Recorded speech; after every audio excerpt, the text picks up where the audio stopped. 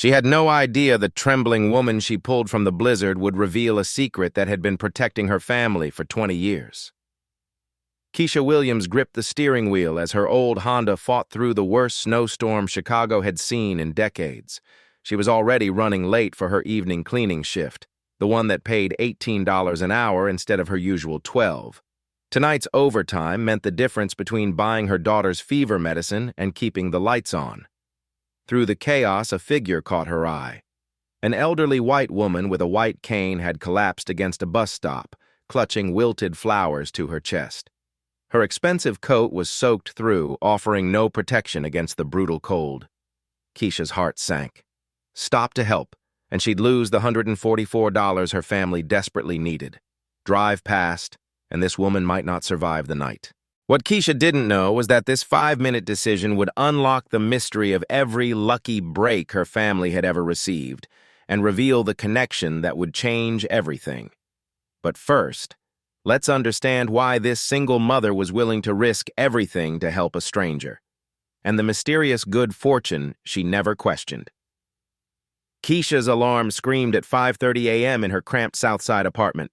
Maya, her 8-year-old daughter, was curled on the pull-out couch, fever flushed and restless. The radiator clanked ominously, heat that worked only when it felt like it. "Mama, my head hurts," Maya whispered. Keisha pressed her palm to Maya's forehead, still burning hot. The children's Tylenol bottle sat empty on the kitchen counter. She'd used the last dose yesterday.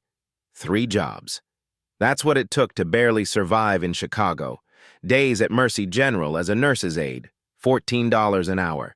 Evenings cleaning downtown office buildings, $12 an hour. Weekends at the diner when they'd take her. Her hands were cracked from constant sanitizing, feet swollen from 10-hour shifts. The bills stacked on her kitchen table told the story. 3 months behind on rent, electricity notice threatening disconnection tomorrow, Maya's prescription copy she couldn't afford. But here's what Keisha never understood. Why did good things sometimes just happen to them? 2 years ago, an anonymous scholarship appeared out of nowhere, covering her nurse's aide certification. The letter said she'd been randomly selected. Maya somehow got into Lincoln Elementary with a 70% tuition reduction due to a computer error they never corrected. Medical bills occasionally disappeared with notes about new hospital policy. Keisha kept these mysteries to herself. Growing up, her mother, Joyce, had taught her not to question blessings. "Baby girl," Joyce used to say, adjusting her nurse's uniform before night shifts, "someone's watching over our family. I can feel it. When that help comes, you just say thank you and pass it forward." Joyce Williams had been everything to Keisha, single mother, nurse, and the kindest person she'd ever known. Cancer took her 6 years ago, but her words lived on in Keisha's heart. "Help people when they need it," Keisha now taught Maya, using the exact phrase Joyce had drilled into her. That's just what you do, even when helping hurt, even when they had nothing to spare. Last month, Keisha gave her lunch money to the homeless veteran outside the hospital. She'd eaten crackers from the break room instead. Maya never knew. Tonight was supposed to be different. The cleaning supervisor had called with overtime. $18 an hour instead of $12. 4 hours would mean $144. Enough for Maya's medicine, enough to keep the lights on. Maya's fever spiked again. She needed medicine tonight, not tomorrow. Keisha checked her wallet. $37. Not enough for the antibiotics Dr. Martinez had prescribed. The irony wasn't lost on her. She spent her days caring for other people's families at the hospital, but couldn't afford to properly care for her own daughter. Her phone buzzed. Mrs. Rodriguez from upstairs. "Mia, I can watch Maya tonight if you need to work." Keisha glanced at her daughter, then at the overdue electricity notice. Maya needed her here, but they also needed that overtime money. The blessing and curse of being a single mother, every choice carried impossible weight. She gathered Maya's fever medicine, the generic kind that barely touched her temperature, and kissed her burning forehead. "Mama has to work tonight, baby. Mrs. Rodriguez will check on you." Maya nodded weakly. At 8 years old, she already understood sacrifice. The drive to work was treacherous. Her 2008 Honda with 180,000 miles struggled through the mounting snow. The gas gauge hovered near empty. She'd put in $10 that morning, hoping it would last the week. But as she turned onto Michigan Avenue, Keisha felt her mother's presence. Joyce had worked through storms like this, had chosen helping others over personal comfort every single day. The hospital where Joyce spent her final years still had her photo in the staff memorial hallway. Joyce Williams, RN, she made everyone feel loved. Keisha walked past it every day, drawing strength from her mother's example. What Keisha didn't know was that her mother's kindness had already changed her life in ways she couldn't imagine. 20 years ago, Joyce Williams had saved someone's life during a winter storm, someone who never forgot, someone who had been quietly watching over Joyce's daughter ever since. The anonymous scholarship that put Keisha through school? Not random. Maya's miraculous tuition reduction? Not a computer error. Those medical bills that mysteriously vanished? Not hospital policy. Someone had been protecting the Williams family from the shadows, waiting for the right moment to reveal themselves. Tonight, in the worst blizzard in decades, that moment was about to arrive. Keisha drove through the storm, unaware that she was heading toward a collision with destiny. In her pocket, she carried $37 and her mother's wisdom. In her heart, she carried the unshakable belief that helping others was always the right choice, no matter the cost. The storm was about to test that belief in ways she never imagined. But first, she had to spot a stranger in need. That same evening, while Keisha struggled with impossible choices, Eleanor Harrison was completing her most sacred annual ritual, one that would soon collide with destiny. Every February 15th for 20 years, Eleanor made the same journey. From her Gold Coast mansion to Graceland Cemetery on the south side, carrying white roses and a letter written in Braille. Today's letter, like all the others, began the same way. Dear Joyce, thank you for saving my life. Eleanor Harrison, 73 years old and completely blind, navigated the world through sound, touch, and an unshakable faith in human kindness. The faith that Joyce Williams had restored 20 years ago during the worst night of Eleanor's life. Before the accident, Eleanor had been building Harrison Enterprises into Chicago's premier medical technology company. She was driving home late from a board meeting when an 18-wheeler ran a red light. The crash left her fighting for her life and cost her eyesight forever. Joyce Williams, an ER nurse finishing her shift, was first on the scene. While paramedics worked to free Eleanor from the wreckage, Joyce held her hand and whispered, "You're going to be okay. I'm staying right here with you." Joyce stayed through the surgery, through the first terrifying night of blindness, through Eleanor's darkest hours. When Eleanor's family was unreachable, Joyce missed her own shift to sit beside a stranger's bed. "Why?" Eleanor had asked weakly. "You don't even know me." Joyce's answer changed everything. "My mama taught me to help people when they need it. That's just what you do." Those words became Eleanor's guiding principle. After recovering, she transformed Harrison Enterprises into a foundation, dedicating her fortune to helping others. Every dollar donated, every life changed, stemmed from Joyce Williams' kindness that terrible night. Now, Eleanor made this pilgrimage annually. James, her driver for 15 years, understood the ritual. Drive to the cemetery, wait while Eleanor spent an hour at Joyce's grave, then return home. But tonight, Chicago was under siege. The National Weather Service had issued a blizzard warning.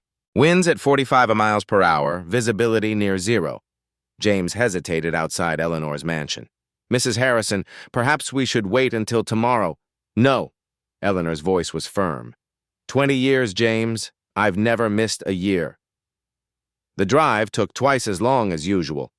James navigated carefully through streets already clogged with abandoned cars. At the cemetery, Eleanor insisted on walking to Joyce's grave alone, guided by her white cane and 20 years of practice. She knelt in the snow, placed the roses against Joyce's headstone, and read her letter aloud in the howling wind. "Joyce, your daughter Keisha is beautiful and kind, just like you. She's struggling, but she doesn't know I'm watching over her. She works 3 jobs, just like you did. She puts others first, just like you taught her.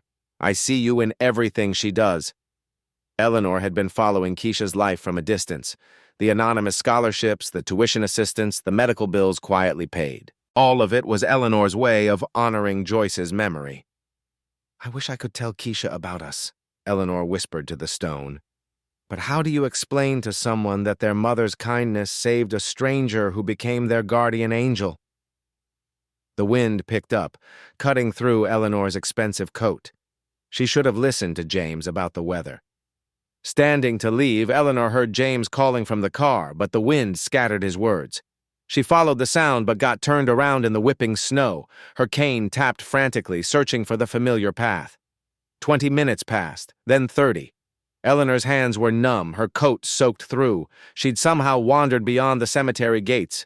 But which direction was home? Her phone was dead. She'd forgotten to charge it. The cold was seeping into her bones, making her confused and disoriented. She stumbled forward, hoping to find shelter. A bus stop. Eleanor collapsed against it, clutching Joyce's roses to her chest. The irony wasn't lost on her. She might die in a storm, just like the night Joyce had saved her. "Joyce," she whispered into the wind, "if you can hear me, please, send someone, anyone." The cold was winning.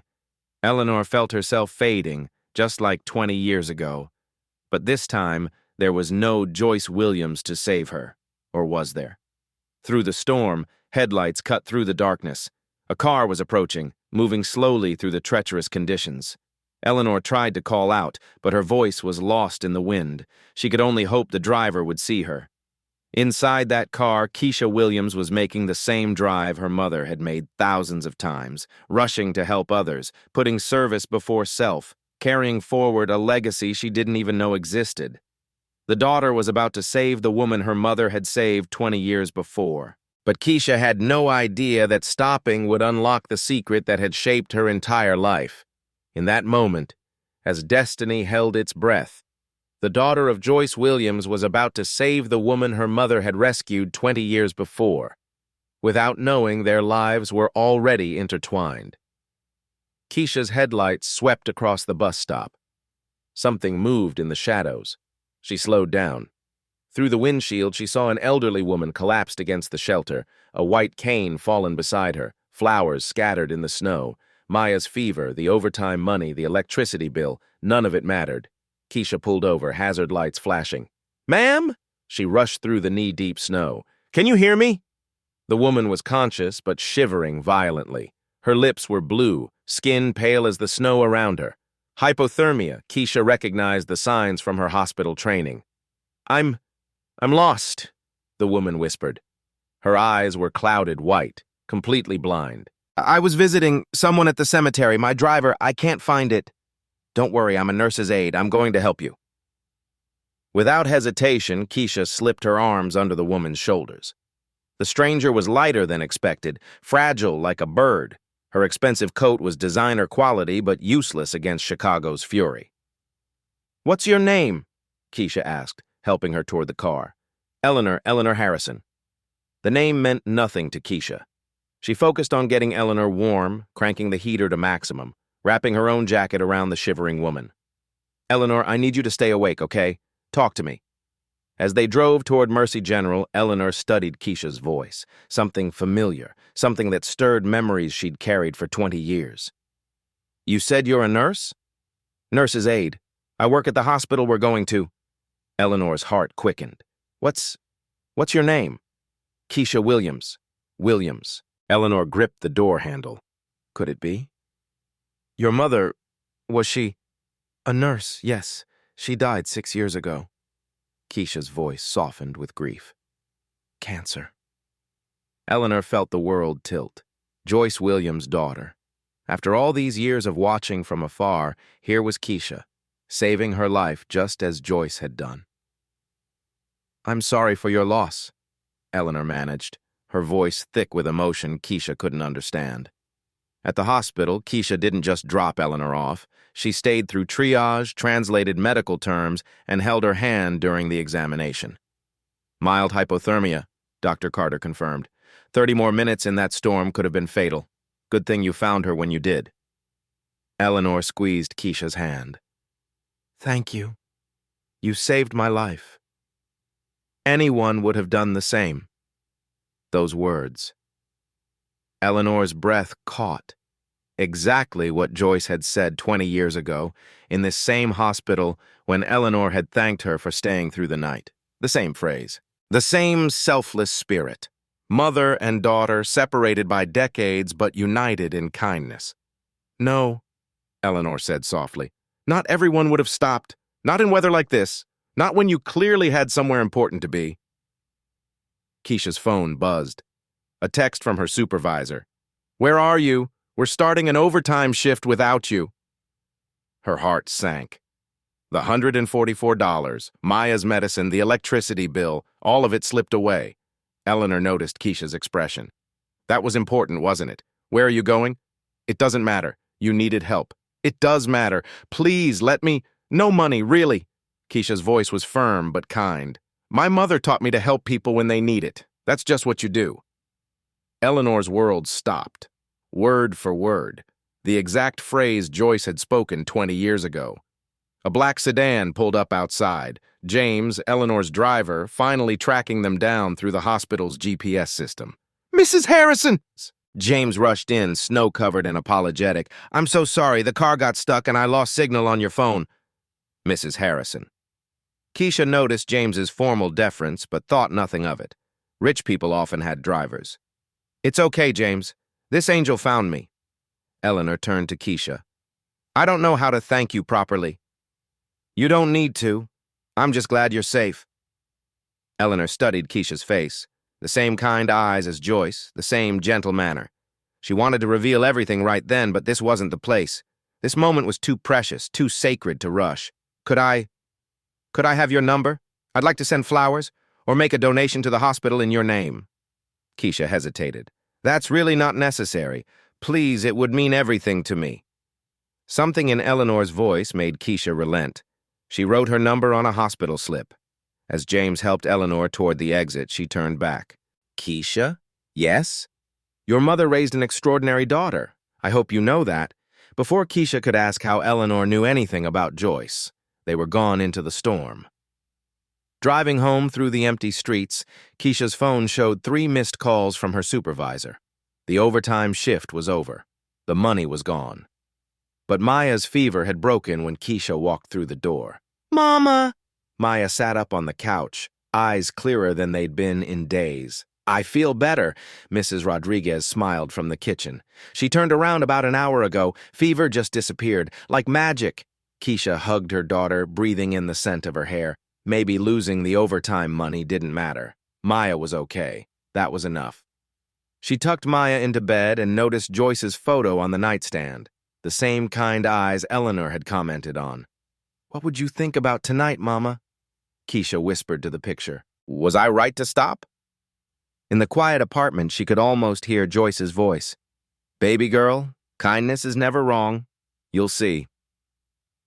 20 miles away in her Gold Coast mansion, Eleanor couldn't sleep. She held the hospital slip with Keisha's number, tears streaming down her cheeks. Tomorrow she will call her son Michael in New York. Tomorrow she would set in motion the plan she'd been preparing for 20 years. Tomorrow she would finally repay the debt that had shaped her entire life. But tonight, she simply marveled at the miracle of it all.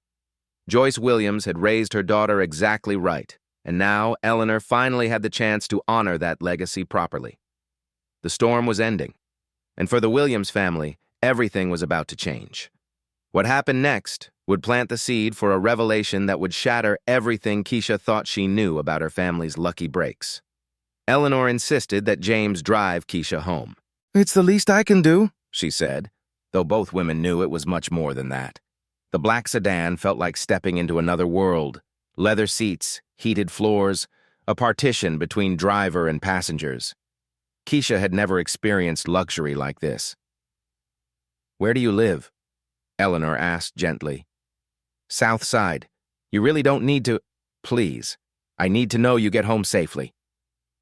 As they drove through the storm, Eleanor studied every detail of Keisha's voice, her mannerisms, the way she spoke about Maya with such fierce love. Joyce lived on in her daughter, the same selflessness, the same grace under pressure. When they reached Keisha's apartment building, Eleanor's heart clenched. The rundown 3-story walk-up with peeling paint and broken security lights. This was where Joyce Williams' daughter lived. This was what Eleanor's 20 years of secret assistance had left her with. Not enough. Nowhere near enough. Keisha, please, come up with me for just a moment. Eleanor's mansion sat 15 minutes away in Gold Coast, a world apart from Keisha's neighborhood. Through the car window, Keisha stared at the iron gates, the circular driveway, the limestone facade that spoke of old Chicago money. I can't. This is too much. Maya's waiting. 5 minutes, please. Inside, Eleanor moved through her home with practiced ease despite her blindness. Every piece of furniture, every corner memorized. She guided Keisha to the sitting room where a fire crackled in the marble fireplace. "You live here alone?" Keisha asked, awed by the oil paintings, the crystal chandelier, the view of Lake Michigan through floor-to-ceiling windows. "Mostly. My son Michael lives in New York. He runs the tech side of our business." Eleanor settled into her chair. "Keisha, I want to give you something." She opened a carved wooden box and withdrew an envelope. "There's $5,000 here, for your daughter's medical expenses for whatever you need." Keisha stepped back. "I can't take that. Please, you saved my life. I did what anyone would do, what my mother taught me." Keisha's voice was steady. "She used to say that helping people when they need it. That's just what you do. Not for money, not for rewards, because it's right." Eleanor's hands trembled as she held the envelope. Word for word, Joyce's philosophy. The same moral compass passed from mother to daughter. "Your mother sounds like she was a remarkable woman." "She was." Keisha's eyes misted. "She worked double shifts at the hospital to keep us afloat. Never complained, always found ways to help other people, even when we had nothing. Tell me about her." For the next few minutes, Keisha shared memories. Joyce reading bedtime stories after 16-hour shifts. Joyce takes in stray cats despite their tiny apartment. Joyce volunteered at the free clinic on weekends. Eleanor drank in every word, building a fuller picture of the woman who had changed her life. "She died thinking she hadn't done enough," Keisha said quietly. "Always worried about my future, about Maya's future. I wish she could see that we're okay." Eleanor's heart shattered. Joyce had died not knowing that her kindness had created a fortune dedicated to helping others, not knowing that her daughter had been protected and watched over. "Keisha, I believe your mother knows exactly how her daughter turned out, and I believe she's very proud." Before Keisha left, Eleanor pressed a business card into her hand. "Eleanor Harrison, Harrison Foundation," written below in an elegant script. "Thank you for being your mother's daughter. Keep this. You never know when you might need a friend." Keisha looked at the card, not recognizing the foundation's name. To her, Eleanor was simply a kind woman she'd helped in a storm. "I hope we meet again," Eleanor said at the door. "Me too." As James drove Keisha home, Eleanor stood at her window, tears streaming down her face. In 24 hours, she would change Keisha Williams's life forever. But tonight, she simply marveled at the miracle of it all. Joyce's daughter was everything Eleanor had hoped she would be. The circle was almost complete. Over the next few days, small signs began appearing that this wasn't just any ordinary rescue, and Eleanor Harrison wasn't just any ordinary grateful stranger. The flowers arrived first. 24 white roses with a card written in Braille and English. "Thank you for being the light in the storm, E.H." Maya pressed her nose to the petals. "Mama, these are the fancy kind from the rich flower shop downtown. Mrs. Rodriguez showed me when we walked by." Keisha studied the elegant arrangement. She'd never received flowers this expensive.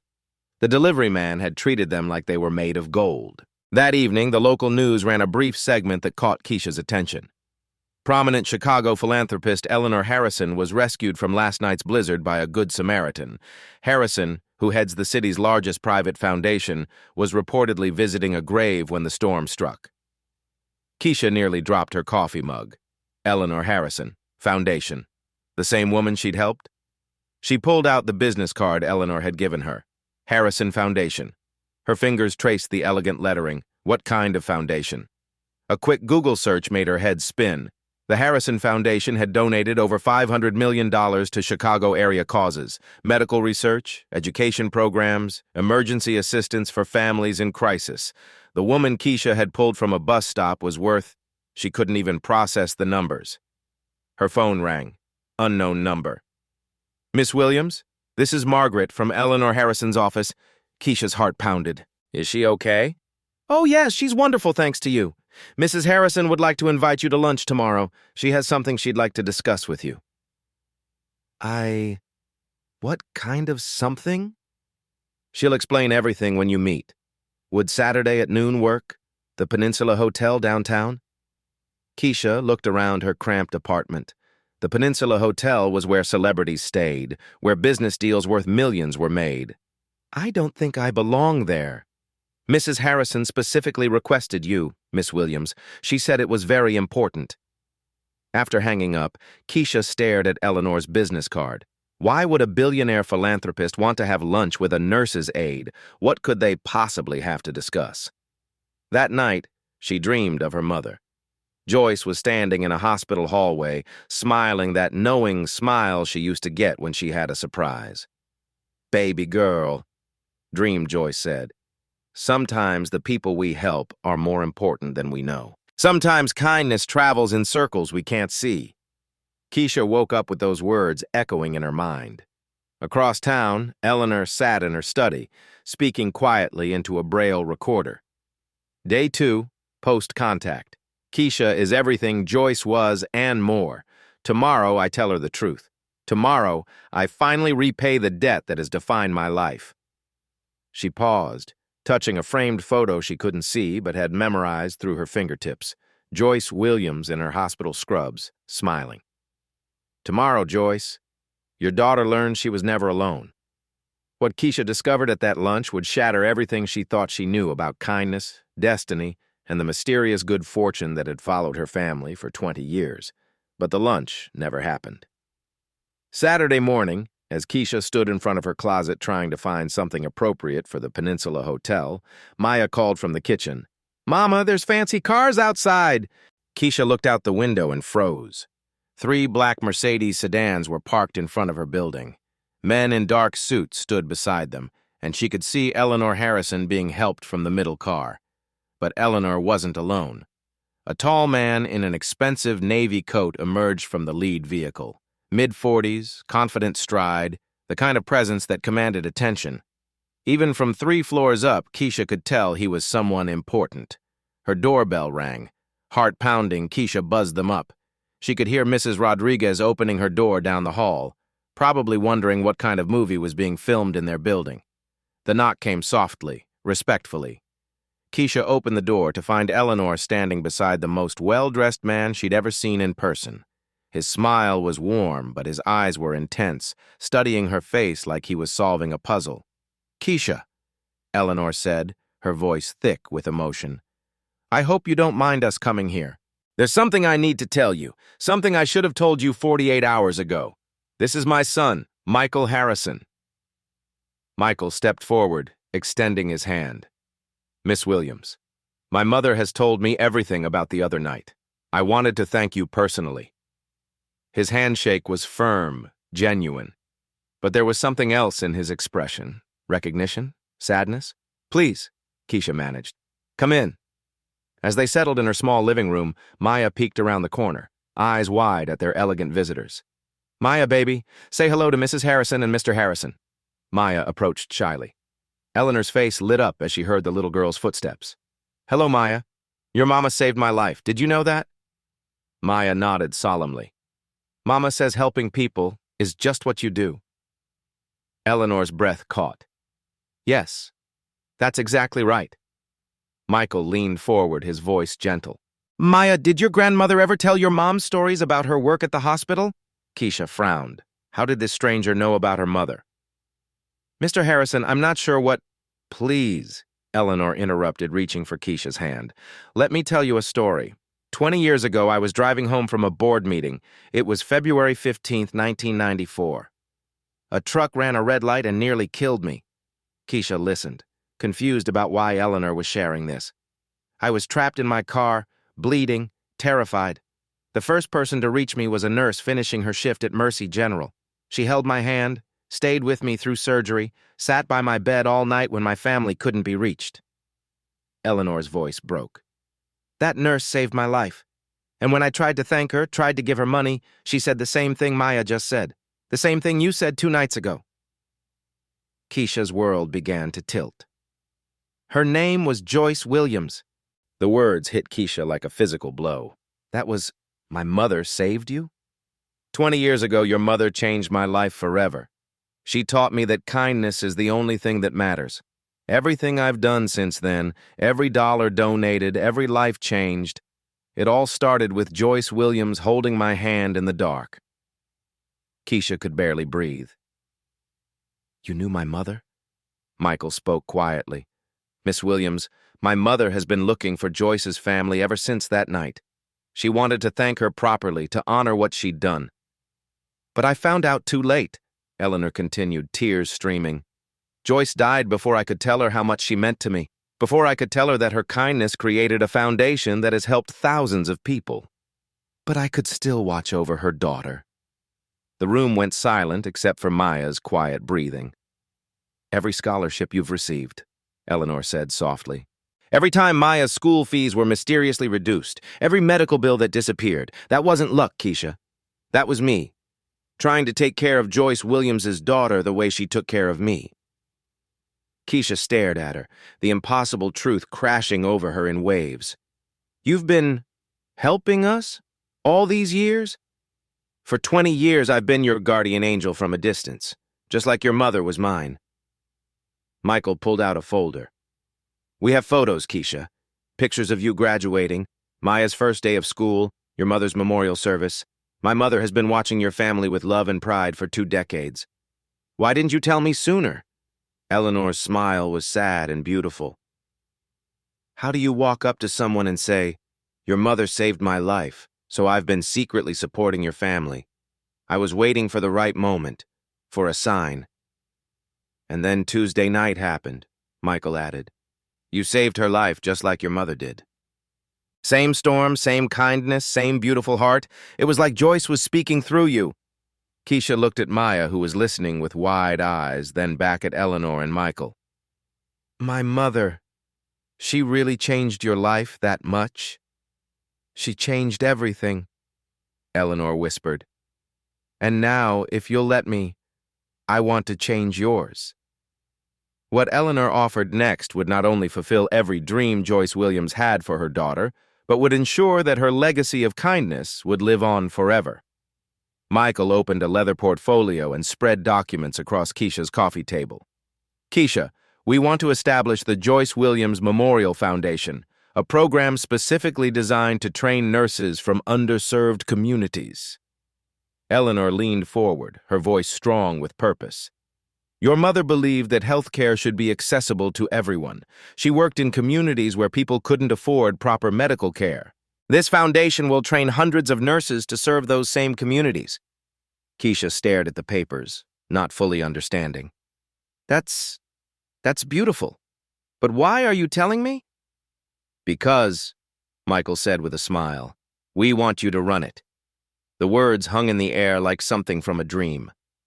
We're offering you the position of executive director, Eleanor continued. $150,000 a year to start. Full benefits. Your own office staff. Keisha's head spun. I'm not qualified for that. I'm just a nurse's aide. You're Joyce Williams' daughter, Eleanor said firmly. You understand the communities we want to serve because you live in them. You know the struggles these families face because you've faced them yourself. Michael pulled out another set of documents. But first, we want to send you back to school. Full scholarship to Northwestern's nursing program. We'll cover tuition, books, living expenses, everything. And childcare, Eleanor added quickly.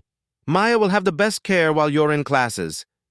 Keisha looked at Maya, who was trying to process what the fancy adults were saying. I can't accept this. It's too much.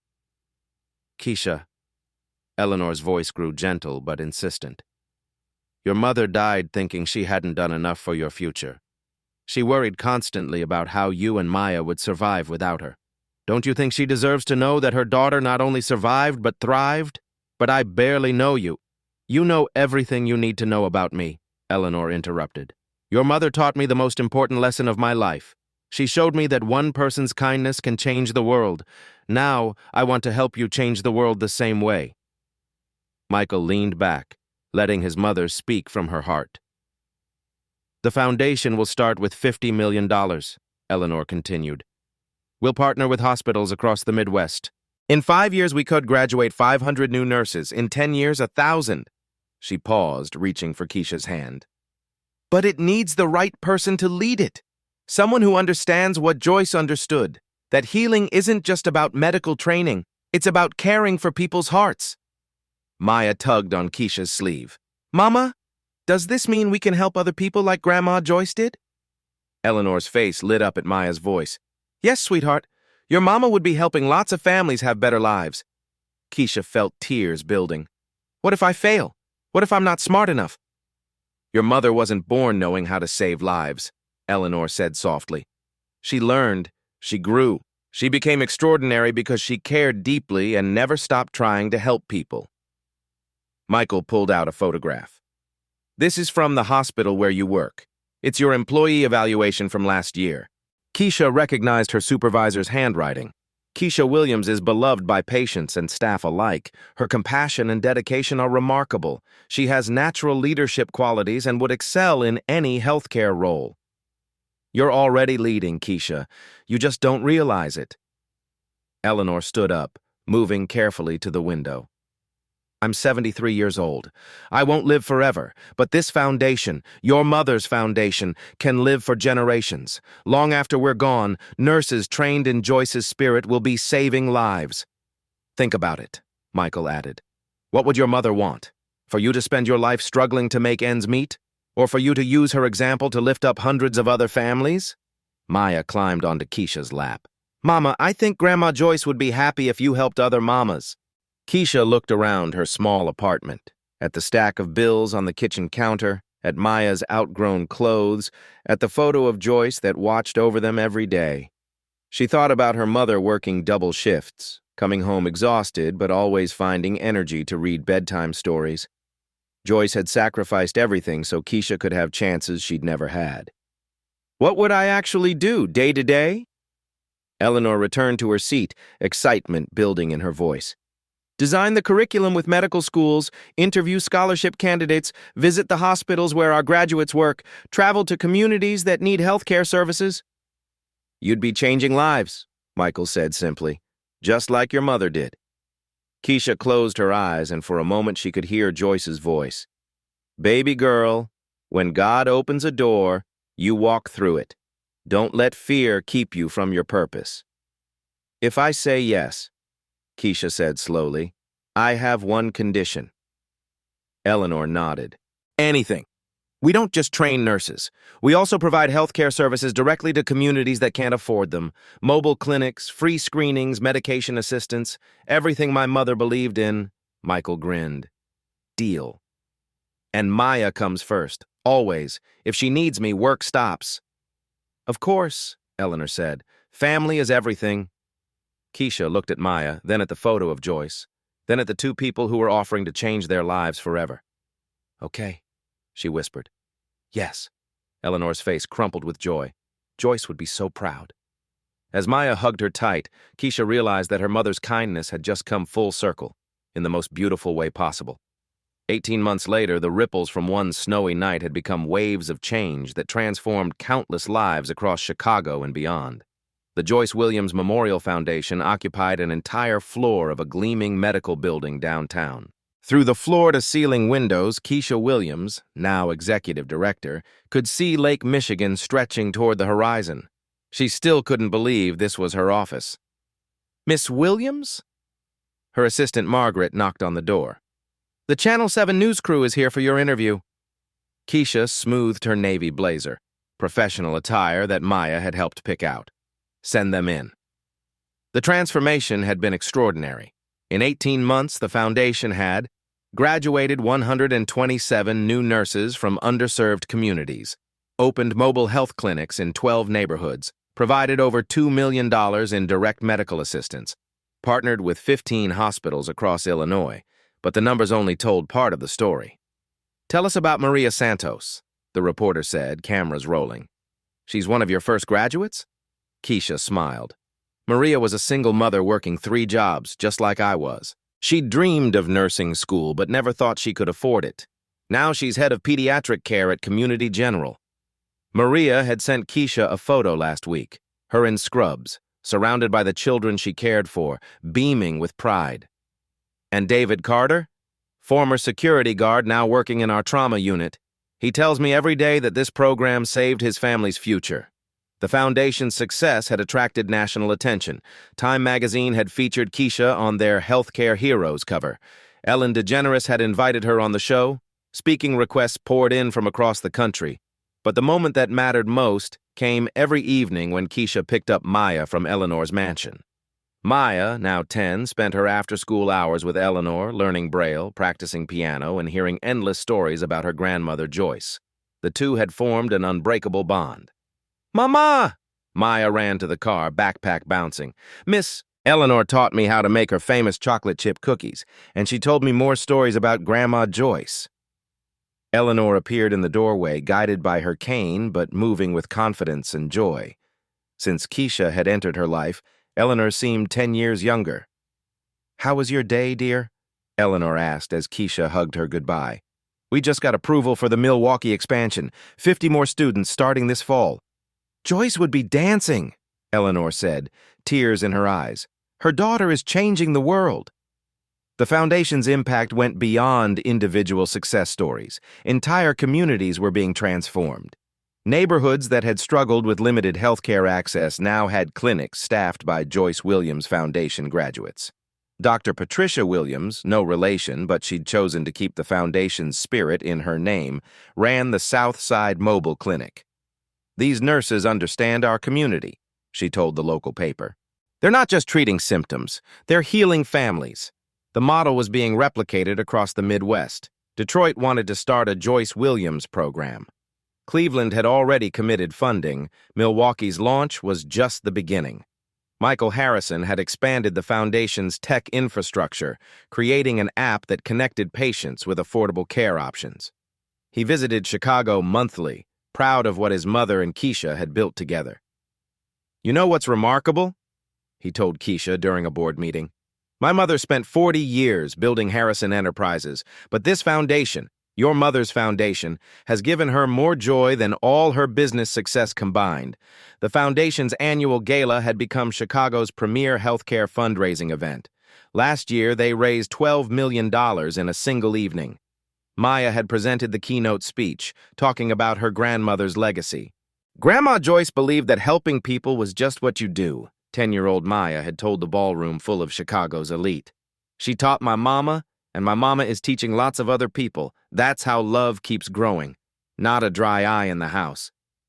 But perhaps the most meaningful moment came on a quiet Tuesday morning when Keisha received a handwritten letter. "Miss Williams, my name is Jennifer Rodriguez. I'm a nurse practitioner now because of your foundation. Yesterday I delivered a baby in our mobile clinic, a healthy little girl. The mother couldn't afford hospital care, but she got everything she needed from us. I thought you should know. That baby's middle name is Joyce. Thank you for making sure your mother's kindness lives on. Jennifer." Keisha kept that letter framed on her desk, right next to the photo of her mother. The circle of kindness was growing larger every day. 3 years after that life-changing blizzard, destiny arranged one final moment that would prove Joyce Williams' legacy was truly eternal. February 15th, the anniversary of Joyce saving Eleanor and Eleanor saving Keisha's future, brought another fierce winter storm to Chicago. Keisha was driving home from the foundation's newest clinic opening when she spotted the familiar scene. A young Latina woman stranded beside her broken-down car, a toddler crying in the back seat, snow swirling around them in the growing darkness. Without hesitation, Keisha pulled over. "Ma'am, are you okay?" The woman looked up, tears freezing on her cheeks. "My car just died. My baby's sick, and I was trying to get to the emergency room." Keisha's nurse training kicked in immediately. The toddler had a high fever but was alert and responsive. Not critical, but definitely needing medical attention. "I'm Keisha Williams from the Joyce Williams Foundation. Let me get you both somewhere warm." As they drove to the nearest clinic, one staffed by foundation graduates, the young mother shared her story. Isabella Morales, 24, working 2 jobs to support her son Diego, no health insurance, scared and overwhelmed. "I don't know how I'll pay for the doctor." "Don't worry about that," Keisha said gently. "Our clinic provides care regardless of ability to pay. At the clinic, Dr. Sarah Carter, one of the foundation's first graduates, examined Diego with the same compassion Keisha had seen in her mother years ago. "Just a viral infection," Dr. Carter assured Isabella. "He'll be fine with rest and fluids." As they prepared to leave, Keisha handed Isabella a foundation brochure. "If you're ever interested in healthcare training, call this number. We have programs for working mothers." Isabella's eyes widened. "You mean I could become a nurse? Your English is excellent. You're clearly dedicated to your family and you care about helping people. Those are exactly the qualities we look for." "But I never finished high school. Neither did my mother when she started. We'll help you with that too." Driving Isabella and Diego home, Keisha felt her mother's presence stronger than ever. This was exactly what Joyce would have done. Not just solve the immediate problem, but open doors to a better future. "Why are you helping me?" Isabella asked. "You don't even know me." Keisha smiled, hearing her mother's words flow through her. "My mother taught me to help people when they need it. That's just what you do." 6 months later, Isabella enrolled in the Foundation's high school completion program. A year after that, she started nursing school. At home that night, Keisha stood before her mother's photo. Maya, now 13 and already volunteering at the Foundation, joined her. "Mama, do you think Grandma Joyce knows about all the people we're helping?" Keisha touched the glass frame gently. "I think she's been watching over every single one of us, baby girl.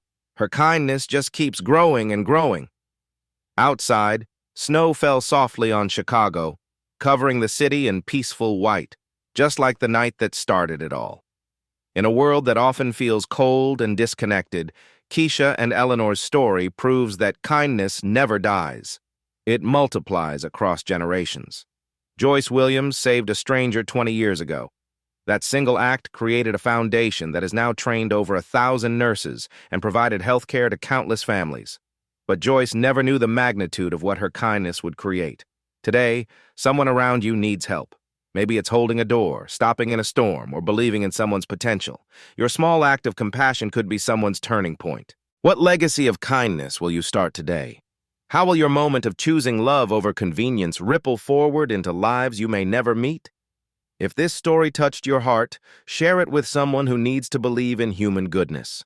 Like and subscribe for more stories proving ordinary people create extraordinary change. Remember, you never know when the person you help today might change your world tomorrow. What will your kindness create?